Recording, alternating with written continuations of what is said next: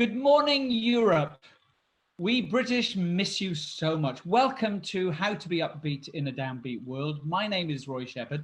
I'm curious to know actually why you chose to attend a session called How to Be Upbeat in a Downbeat World. Feel free to add it in the chat session down in the bottom corner of your screen. I see that we have people from all over Europe, but I've also spotted that we have a good afternoon from Mumbai as well. Delighted to welcome you all. I've got a question for you. What is, oh, hang on a second.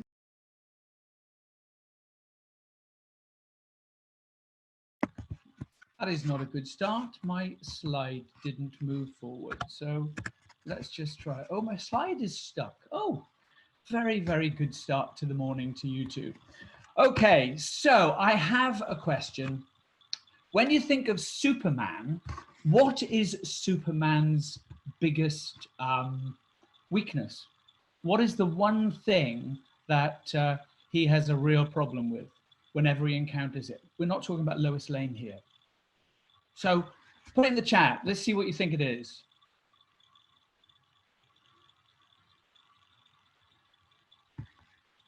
This is not good. Hang on a second. Well, the answer is kryptonite. And the interesting thing is that we humans have an equivalent of kryptonite as well. And I call that craptonite. Oh, there we go. Brilliant. Let's just see. So that's his weakness.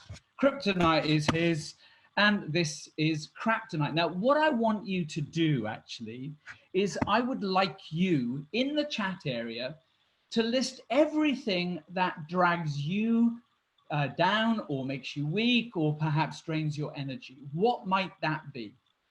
So I'd love to know what the kryptonite is in your life and in everybody's lives. We have to deal with this stuff every day.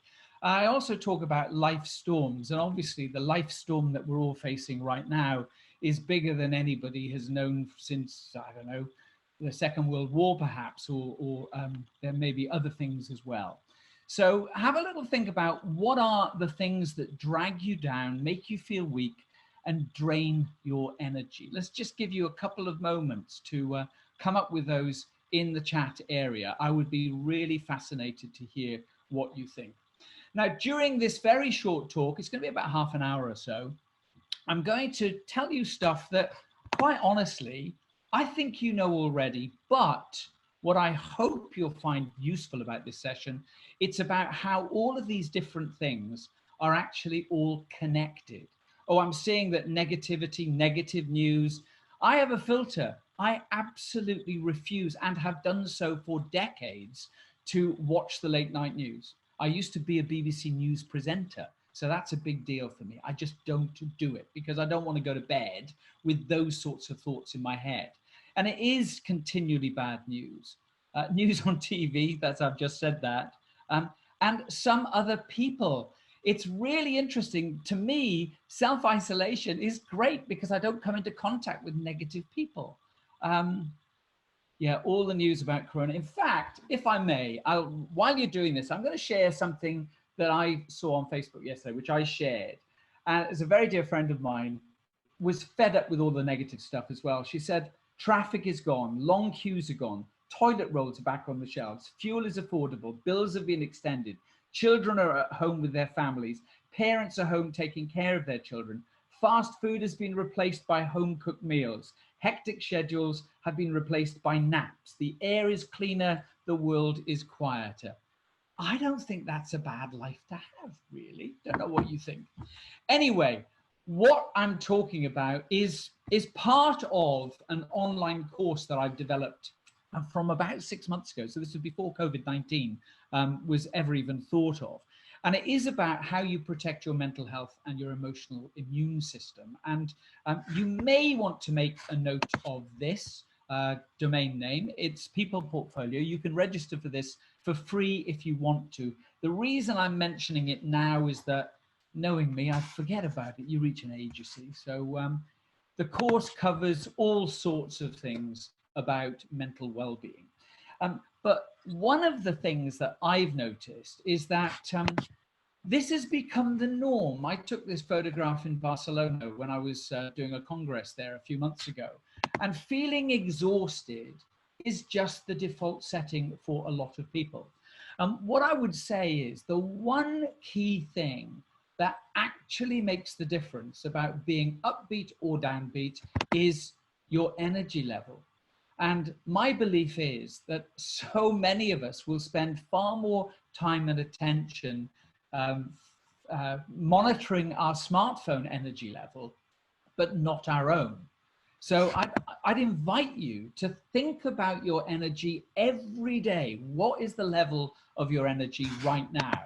And these are the symptoms or the effects of having low energy.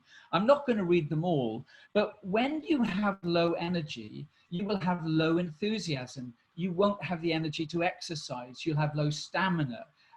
You'll have headaches. You'll have all sorts of things that will actually have a negative effect on you. So everything starts with your energy. If you monitor your energy and do stuff to increase your energy, which I'll talk about in a minute, you can do a huge amount to ensure that being upbeat is a daily occurrence in your life. But when you allow your energy to be just what it is, we stop thinking about being upbeat. And here's a few questions for you to ask yourself. Do you know when your energy level is at its highest? Some people, it's early in the day. This is great for me first thing in the morning because this is when I've got my most energy. But later in the day, my energy just dips off. The afternoon is the worst time of day for anybody's energy. So I want you to think about, when is it consistently at the highest level? When is it consistently at its lowest level? And also, what do you do right now to increase your energy each day? And I think somebody said about other people, but actually, I think ourselves can sometimes create an environment where we will have lower energy because it's what our inner voice says to us. So I just want you to realize this. I mean, I've been in the events industry for decades, actually. And of the 10 most stressful jobs, CareerCast publish this every year. And guess what? Event coordinator is at number 6.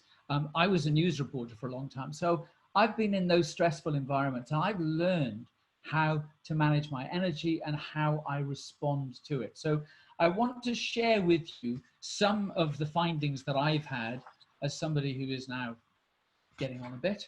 So here's a question.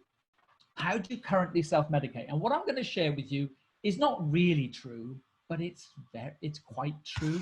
I hope you'll agree with me. Every day, this is like 24 hours of a day, every day, millions of people have a daily routine that's along these lines. They start with no breakfast. There's no time. They just have coffee. Around about 11 o'clock, they'll then have a cake because they deserve it. And then they'll have a little bit more coffee and they get them to lunch, and then they'll have a grab lunch that they don't actually have a proper lunch. They will sit at their desk perhaps, or they'll grab whatever.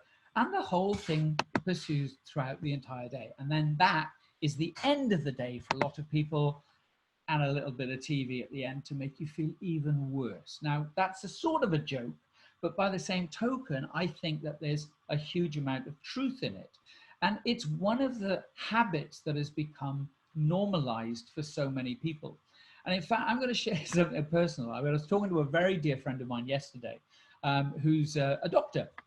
And I said, how are you, as you do? And she said, I'm exhausted. And I went, oh, it must be really, really difficult for you right now, you know, being a doctor amongst all of this stuff. And she said, no, she said, the problem is I can handle all of that. But she said, I'm on a diet and I'm exhausted. I went, excuse me, doctor. Whenever I want to tell her something, I call her doctor first. I said, you start every day without breakfast. She said, yeah, there isn't time. I've got to put the kids together and get them to school and stuff before I go off to work. And I said, but ultimately you're exhausted because you have no fuel. And fuel is the thing that gets us through, rather than relying on the spikes of caffeine, sugar, and that yo-yo. And, you know, you may know all this already, but caffeine gives you an instant hit of energy. Sugar gives you an instant hit of energy, but ultimately it wears off very, very quickly. And you'll actually have less energy than you would have had if you hadn't had the caffeine or the sugar in the first place. But when you have a sequence of sugar and caffeine during the course of your day, you're having these peaks and troughs of energy all the time, which is why very often we get to the end of the day and we are utterly exhausted. It's because of the side effects of the caffeine and the energy. Now, I have to be honest with you, coffee in the morning is a hugely important part of my daily life. But I would ask you to look at your helpful habits and your unhelpful habits. What are your most helpful habits? What are the things that really help you develop an upbeat attitude to life? But also, what are your unhelpful habits? And all too often, people don't proactively create their habits. Habits sort of just evolve, but you can actually decide what your habits are going to be. And when you look at your life from afar, and this time of lockdown and isolation is the most brilliant time to reevaluate your life and what your priorities are. And I'm getting a lot of people saying to me, do you know, I dreaded this. In fact, I had one comment from somebody early on who said that, you know, this is a waste of my life. And I went, that's interesting. Your attitude is that it's a waste. And you keep telling yourself that, when in fact, perhaps this is the perfect time for you to reevaluate and to look at what are the things that you're doing that are not actually helping you to be a more upbeat person. I'm going to share with you a personal reevaluation of my own habits. And I hope it will help you. And it goes back to the comment I made about breakfast with my doctor friend. Every night before I go to bed, I prepare my own breakfast. I told you that I do this was my breakfast this morning, by the way. I put oats in a bowl and put it in the fridge overnight with milk on it. It absorbs it overnight. Then I add pumpkin seeds and sunflower seeds and nuts and fruit, and then put honey on the top and everything. It's a fantastic one. Now, whenever I've told people this on stage, the most common question I get at the end is, so what's the recipe for your breakfast? Seriously, if you feel that you don't have time normally to have breakfast, create a breakfast that's full of nutrition. Nutrition for me is what gives you the most energy. All too often with fast foods, processed foods, and ultra processed foods, all of the nutrition, or a lot of the nutrition, has been taken out of that food. So what actually happens is that when it gets into our stomach, we've got these little scavengers that are looking for nutrition. And the least nutrition in the food, the more the scavengers have to look. And the brain then says, better send some more stuff down while those scavengers keep taking the food and trying to find what's right for us to give us the energy that we actually need. Now, I read this book many, many years ago. It's called Power of Habit, and it's wonderful in that it explains that all habits have a three-step neurological process. First, there's the cue that sometimes, that tells our brain to go into automatic pilot. Then we will do the routine, and then there's a reward, and there is always a reward. So at the end of the day, we might think, oh, we've worked really, really hard, so therefore I should. One of the things I say in my online courses is turn your phone off, and I didn't. When we are having our behaviors and habits will, for example, create this craving. So at the end of the day, if for the last few years you've sat down to have a glass of wine, for example, or a few beers, you'll think that's the reward for your day because you worked really, really hard. But unfortunately, there is always a consequence to a habit, and the consequence for alcohol late at night. And since the lockdown, I've stopped, which is good to know you still can. But I found that I sleep better, that I don't get up in the night, and all of that sort of stuff. So that's just one example of a habit. So think about the habits that you have right now and see what you can do, because the habits that you have will either take energy away or they will increase your energy. Now, energy to me is linked to everything else. I showed you all of the symptoms, or many of the symptoms, a little bit earlier on. But I want to ask you about your pet. I don't mean these sorts of pets. They're not mine, by the way. They were a friend's. But a pet is your personal effectiveness time. And this is something that I know that event managers will find really, really useful. I hope you find this very useful, but I want you to overlay what I've told you about energy levels and when you're at your most energetic each day. Because here is a 24-hour clock of an average day. When are you most effective? So are you a morning person? Are you an afternoon person? Are you an evening person? Your most deep work, the most important work that you do, doesn't it make sense to do it at the same time that you have the highest energy level? So if you ever get to the end of a day and feel, I haven't achieved anything today, it's possibly because you've been doing non-productive work at your high energy time. So there needs to be an alignment. And I wouldn't normally include this, but I know that the events industry is full of young people, and I'm not a young person anymore. In fact, next week I'm 62. But I have asked this question of many, many audiences when I've been talking about other topics, when I've been facilitating and comparing and emceeing big conferences. And I asked the question, how many of you use a software productivity tool? There's lots of them available. But the fascinating thing is that, generally speaking, only about 15% of people do. And what I also find interesting is that the older the audience, the higher percentage of people are using productivity tools. As I say, there are lots. I don't work for the companies I'm going to mention now, but you also need to ask actually when your colleagues are at their most effective as well. So when you're on site, obviously this doesn't apply. You've got to do whatever it is that you've got to do. But if you could get in alignment with everybody's energy level and everybody's ability to do the most meaningful work, that's when meetings, internal meetings, become really, really helpful. So I have Microsoft Office 365, and OneNote is a free productivity tool. You don't even have to have Office for it. When I started using OneNote many, many years ago, it absolutely changed my life. And it may be that you use something else. The other big one is this one, which is called Evernote. So can I just say, if you want to be more on top of whatever it is that you want to do, use one or more of these systems. Choose the best one for you. Get to know it really, really well.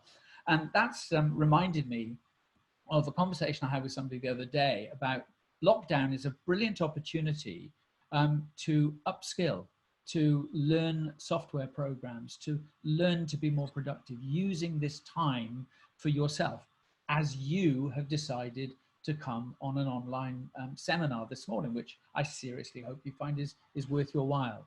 So use the time productively in this way. But what I have discovered is that my own stress levels go down when I have everything that I need to do within these software programs. I mean, as I say, I use OneNote. I've got files with all the URLs that I find useful. I've got a shopping list. I've got to-do lists.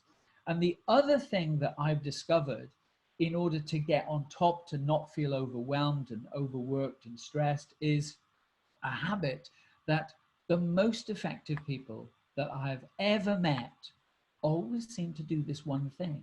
And that is the night before, or when they leave the office on a day, they will make a list of what is most important to achieve the following day. Now, you might be thinking that's not a lot to do with being upbeat. Well, it's a massive amount to do with it, because the more you feel on top of the world, the less stressed you're going to be. And the less stressed you're going to be, obviously, the more likely it is that you can become more upbeat. I hope you can now start to see that when I said earlier on that it's all about how connected everybody can be.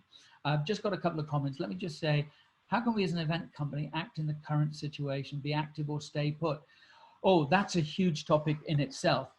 I mean, my own view personally is that if the business isn't there, you can beat yourself up trying to get the business. However, I think building, nurturing, and strengthening current relationships with people is an incredibly valuable thing to do, not only for your business, but also for yourself. You know, reaching out and connecting with people without trying to get work from them or anything. Upskilling, as I mentioned earlier on, I think is a really fantastic opportunity right now. You know, learning online platforms, you know, learn Zoom really, really well. Learn a platform called Meetingsphere. Learn, I mean, there are so many of them. All right, an event manager said, energy level depends. In prep time, it's different than during an event. I totally agree with you on that. But what I would say, and I'm sure that everybody will agree with me on this, event venues are brilliant at feeding us sugar and coffee all of the time. Carry with you seeds, nuts, stuff that's going to be slow release energy giving. I really personally really try to avoid what hotels and venues offer as food. I'm not having a go at any venues if you're from a venue, but I really do believe that we are responsible for our own energy level, and we have to be very, very careful what fuel we put into our bodies. You know, if you were a Lamborghini or a Ferrari, you know, you wouldn't put whatever fuel is put in front of you. You'd be far more selective about it. I mean, I hope that's an answer to that question. And it sort of leads me into this. I mean, when I was a child, I was told that what I thought was really quite cool: only brush the teeth you want to keep. Because here is the question I want to ask you. Who taught you mental and emotional hygiene? The chances are that we just pick it up. Nobody's actually taught it to us. And I want to touch on something now based on, it's a bit of a plug coming up now. About 10 years ago, I wrote this dating book. It's called How to Be the One. It's not about how to snag somebody or trick somebody into wanting you, but it asks the question, why would anybody stop their search once they've met you? And a few years later, this is absolutely the same book. It's the ebook version, which is called How to Be Loved from Dating to Mating. They are exactly the same book, okay? They're really cheap as well. But anyway, in that book, I introduced the concept of an emotional core. If you've done yoga or Pilates, you'll know that you strengthen your pelvis to create a strong core. So it strengthens, it gives stability, and it gives you flexibility. And I asked myself, what if we could strengthen our emotional core? What would those emotions be? Self-esteem was one, attitude was another, happiness and kindness. Kindness is something that deserves a special mention. People who are kind are sometimes perceived to be weak, but actually kindness is a very challenging thing to be, especially when you're dealing with people who don't necessarily deserve kindness. But the first part of kindness is being kind to yourself. How kind are you to yourself? And that is linked to your self-esteem, because we all have an inner voice. And if something is saying to you, do I have an inner voice? That's it. But we all have an inner voice. And one of the keys to being upbeat is making sure that that inner voice is a fan, not an assassin. What sort of things does your inner voice consistently tell you? How often do you say, I'm ugly, I'm fat, I'm stupid, I always do those dumb things? That voice isn't always correct. And that voice, unfortunately, gets listened to far too much by far too many people.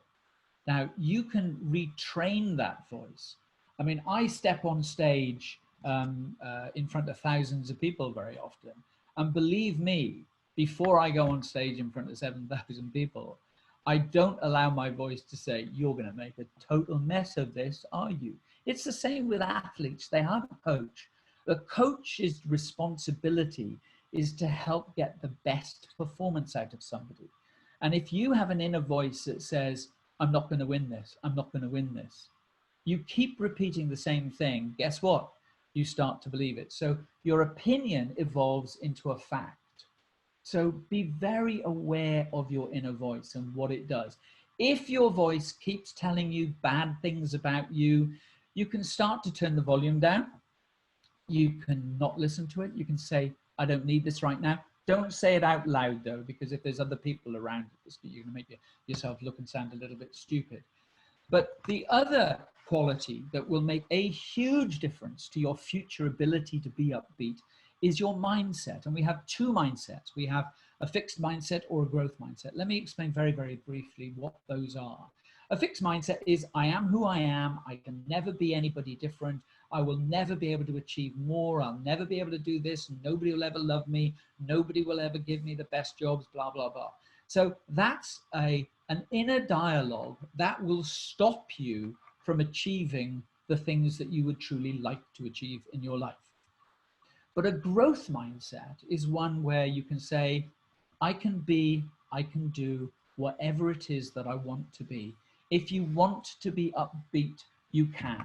And a lot of it is down to how you interpret a situation. And I'm going to tell you a very brief story, but actually it's two or three stories, and I'll try and tell it to you as briefly as I can. This course originally came about when I did a talk called How to Be Upbeat in a Downbeat World in Canada a number of years ago. And during that talk to about 650, mainly women actually, I told the story of how I got on an airplane to come to Ottawa in Canada, and somebody on the bus started telling me how awful his life was. I don't know how I do it. I seem to attract these people. Anyway, he was telling me his outbound journey to San Francisco was a terrible experience because, or no, he was going to South America, sorry. He said it was a terrible experience because we were diverted out of the Bay of Biscay because the Spanish Air Force were doing target practice. And I went quite seriously. I said, I think that's a great idea that they diverted so you didn't become part of their target practice. I thought that was funny. He didn't. And then he told me that on the way back, they were delayed by about 7 hours. And I said, oh, really? Why? And he said, oh, there was a problem with the plane. And I said, I always seem to think that it's better when they find out those things on the ground, not when they're in the air. The audience at the conference thought it was a very funny story. That night when I left Ottawa, I went to the airport for a midnight flight, and I sensed that there was something not right. And my intuition was correct because at around about 5 to midnight, there was an announcement on the tannoy that said our flight has been cancelled. People were absolutely incandescent with anger. And they went to the reception and they were so annoyed, and they gave this receptionist a real hard time. And I stood back and waited, and right at the end, I go up. And before I had time to say anything, she went, ah! She just had a go at me. I went, whoa, I'm fine. I just need to know how to get a taxi back to the hotel I've checked out of, because my client had had the hotel booked for me until the following morning, so I was sorted. So I got back to the hotel, 1 o'clock in the morning, I get out of the taxi, and there are 4 or 5 women standing over to the right outside, all smoking a cigarette. And they looked at me and said, what on earth are you doing here? You're supposed to have left. I said, yeah, there was a problem with the plane. And almost in unison, they said, isn't it better when they find that out on the ground and not in the air? So it's about attitude. I could have given somebody a really hard time, but I chose not to, because I step back and say, right, there's 2 things here. What can I influence? What can't I influence? And I have learned over a long time in this very stressful environment of traveling that we can decide to be upbeat. We can decide to not let things get to us. And I've got this theory that unhappiness and downbeatness, if there is such a word, is really down to the gap between the reality of a situation and the way things in our head we believe they should be. So think about that. You know, if you think, no, this is wrong, this should be like this, when the reality is what it is, I always stick with the reality. The reality is the only thing that matters. And if you can practice kindness for yourself and to other people, then, you know, that is going to help you and everybody else. I told that story in Vienna once. And at the end of the Vienna conference, I went to the airport and I got bumped off my flight. And I thought, I just told that story. So I went to the receptionist, and she was very defensive. And I said, look, that's fine. This happens to me all the time. It's happened loads of time. What's the deal? You know, they said 200 euros. We give you a hotel, taxi, the whole thing. And we had a bit of a laugh and a joke. I said, could you get me into a particular hotel? They said, I'm sorry, sir, we have a deal with particular hotels. And I said, I think you've got a deal with this particular hotel. And she said, oh, we do. But it might be full. And I said, no, 2,000 people have just checked out. I happen to know that. So they got me into that hotel. I turned, and facing me were a group of women who looked at me and went, we were in your session earlier on. So these things do come back. And one of those people ended up being in the same hotel as me. So it is all down to how you interpret the situation by stepping back and not allowing it to be personal. So you need to ask yourself, you know, how do you allow yourself to be infected by negativity? And we talked earlier on about, you know, not having anything to do with the news late at night. I filter that stuff out. I really do. Don't need it, so I don't allow it. And I think that our brains, our minds are like gardens. You know, they're either full of flowers or they're full of weeds. And if you feed the weeds will take over. And it is a decision that you can take. I also believe that we have two types of thinking. We have what I call plug hole thinking on the right, where we go down a vortex. You start thinking negatively and you get more and more negative. You become more anxious, you worry more or whatever. Or you can have a mental process of being a thermal thinker, where like a bird, you let your thoughts lift you. You can't do it straight away. It does require effort and energy. But that is my usual office, and I use all of these principles to deal with some really difficult situations that I have to sometimes deal with. But what I also do, and this is happening now, it's being enforced on hundreds of millions of people, and that is at the end of every job, I will have what I call a zombie day. And I'm not ashamed of it.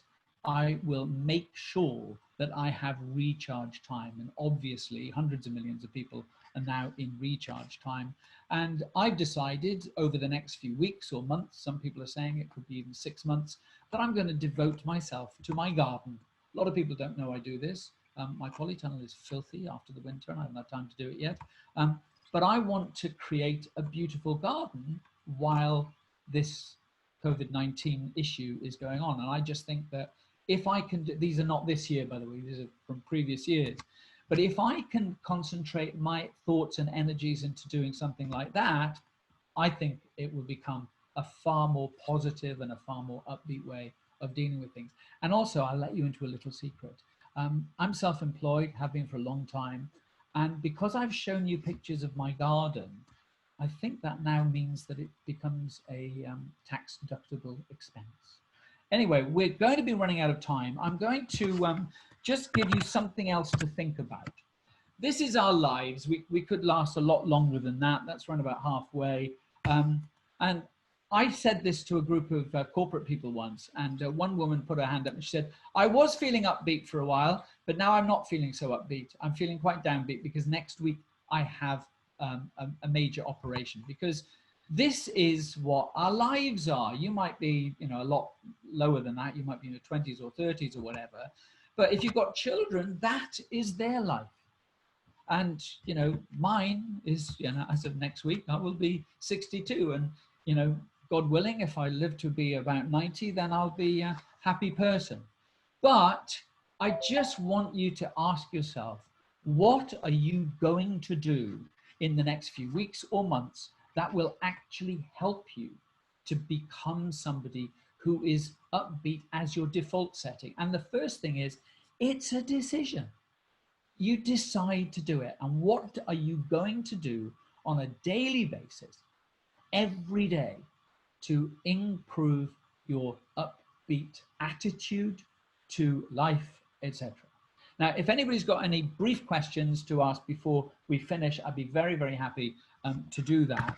But what I would also like to do, if anybody wants to contact me, you know, you want to take a picture or whatever, please do. That would be fabulous. But what one word would you use to describe this session? I'm not sure I should be asking this, but I'm going to ask it anyway. Put it in the chat. I'd be very interested to see what you think of the session so far. We've had half an hour, just over half an hour. I hope this has given you stuff to think about. When I do this talk, I often end with getting everybody to stand up and sing a song. Don't worry, I'm not going to get you to do that today. Zoom is too clever, actually, to be able to do what I would normally do. But I'm going to tell you about it, because the very first time I did it, I said to an audience, this was in Ottawa, the very first time I did the talk. Oh, positive and enthusiastic, that's good. I love the fact that you spread this mindset. That's not one word, as you say. Brilliant. No, this is really, really helpful. Excellent. I'm really glad. I hope it's been worth your while. But what I did at the conference in Ottawa, right at the end, I thought, well, we've got to end it with a bit of energy and a bit of life and stuff. So I said, I'm going to get you to sing a song. And the song has got a rude word in it halfway through. And I want you to sing that song louder than any other one. And I want a special mention to anybody in the room right now who has ever been told, perhaps when they were a child, you can't sing, so just mouth the words. Today is your lucky day. I want you to sing louder than anybody else, because singing is about enjoying it. It isn't about being good at it. So therefore, I would urge you to put some music on at some point and sing at the top of your voice, even if you can't. And what I got people to do was to sing the Monty Python song, Always Look on the Bright Side of Life. It was hilarious. But something really interesting happened at the end. There were a whole bunch of people gathered around afterwards for a chat and everything, which was lovely. And they said how much they appreciated the talk, etc. But there were a few people, and they were all women because it was mainly a female audience. They were a Canadian Payroll Association. They stood back and one of them said, Roy, I just want to say thank you. I said, oh, really? Great. Thank you very much. And she said, no, that's the first time I've sung out loud in 40 years. I went, wow. And she was almost in tears. And then the other women there said exactly the same. So they enjoyed the day by being upbeat because they realized they didn't have to be good at it. So I hope that this has inspired you to help you become more upbeat in some very challenging times. I'm going to be doing this talk, or a variation of this talk, again. Thanks to NetworkTables for putting this together. What a brilliant way of bringing everybody together. I came across NetworkTables a few years ago, and it blew me away at the simplicity of it and the effectiveness of it. I mean, I attended one of their dinners, or a fresh dinner actually, with Martin Van Est, and they used NetworkTables, and it was just fantastic. So I think a round of applause for NetworkTables for putting this on. If there is anyone you know, whether they're an event manager or anybody else that you think would appreciate this talk at some other point, then please get them to enroll and sign up. So thank you very much indeed. I hope that you use your time productively, recharge, and learn, and make it a priority in your life and the people who that you care about, to make being upbeat a real priority in your life. So thank you very much indeed, and all the very best. Bye-bye.